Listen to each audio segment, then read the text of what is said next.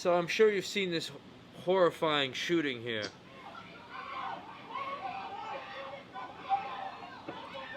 At this point in time, I mean, I'll tell you what I understand is happening. This guy does not want to go to central bookings, get arrested, whatever happened, didn't happen. That's what it seems like to me. I don't really know the details.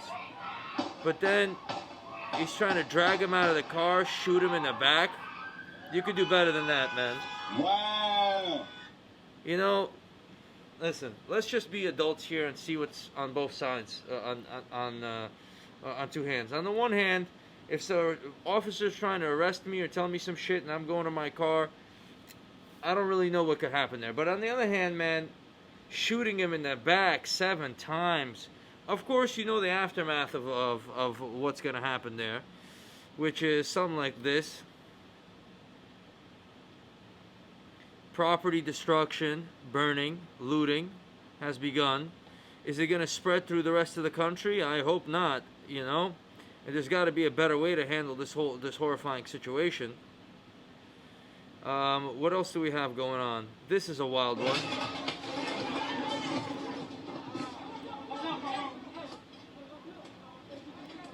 You got to ask yourself, destroying property? I mean, we had this conversation like a month ago.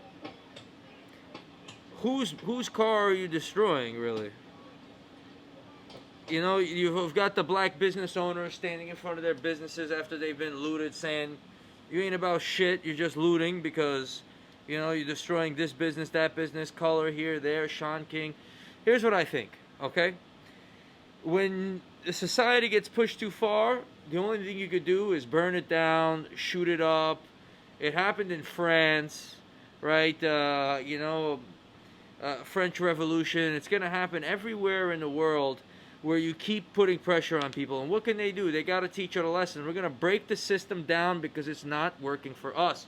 I gave you the solution a long time ago. You have to take money and invest it in these communities so they could let off the pressure of being in the situation. And you have to minimize the arrests. These arrests, Eric Garner, oh, you're selling cigarettes, chokehold, you're dying, this, that, second and the third.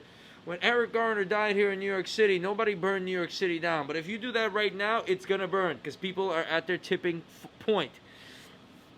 But if you keep burning and destroying, it's really going to, it could really injure a nation for the long term. It could be a senseless cycle of property destruction, destroyed economy, destroyed businesses, less opportunity, less pressure, more pressure.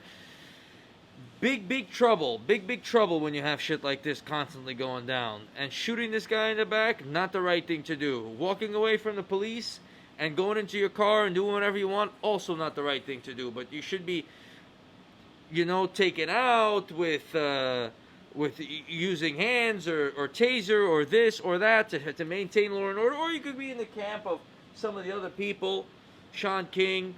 You know what I'm saying? Burn it down, break it down, destroy the system, create the system. The only thing I want is not to come up with a fucking idea that's going to make things worse. There's only one thing that matters out here in America, and it's money. Take the fucking money already and invest it in the communities to give people a better chance to live a normal life so they can stop getting into all these crazy fucking situations. The Federal Reserve printed $2 trillion, $3 trillion. George Floyd was counterfeiting a $20 bill. Think about that. You know how many $20 bills go in $1 trillion?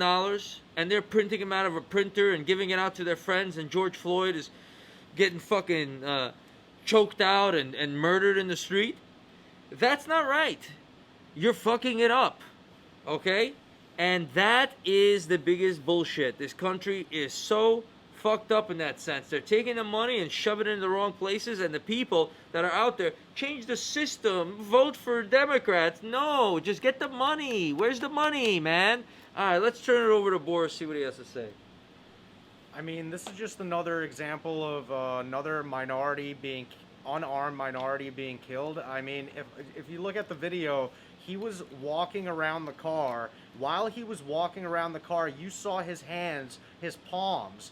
nothing in his hands, and they were already pointing guns at the guy. So maybe he had a gun charge in the past. They saw it in the police car that he had some kind of gun charge, but he's walking with his palms open to his car, and you already have a gun to his back before he even gets there. Where's the non-lethal tactics? Where's the takedown tactics without the use of That's absolutely lethal true. force? Like, where is that? And it wasn't there. And now we, and that's why the whole conversation around riots, are they justified? I mean, if somebody in my family got killed in cold blood like that, I'd be, I don't know what I'd do. That's true. I'd go out and I might riot You'd myself. riot. So I would. That's what I have to say. But tuning it over to Jenny and Max, what are your thoughts? So, it's a very sad situation. I heard that the guy was actually, he called the police for help himself because there was like some conflict going on, and he actually called the police. So maybe he just didn't know, like, we don't see the full video, we don't know exactly what happened, but if he's the one that needed the police help, where does that leave, people of color, minorities, like, and the police situation? That's why, there's no trust in that community. His kids were also in the car, where does that leave his kids? Like, traumatized. Definitely not trusting the police ever in their lives, I don't blame them. Like, who do you turn for help when the people that are supposed to help you kill you, shoot you? I mean, he's not killed, but 7 times in the back. Yeah, paralyzed. Yeah, That's paralyzed, just yeah. as bad. Well, at least he's gonna get some money and be able to pick his. Finally, at least this is what you got to do to get some fucking money around here. Get shot 7 times.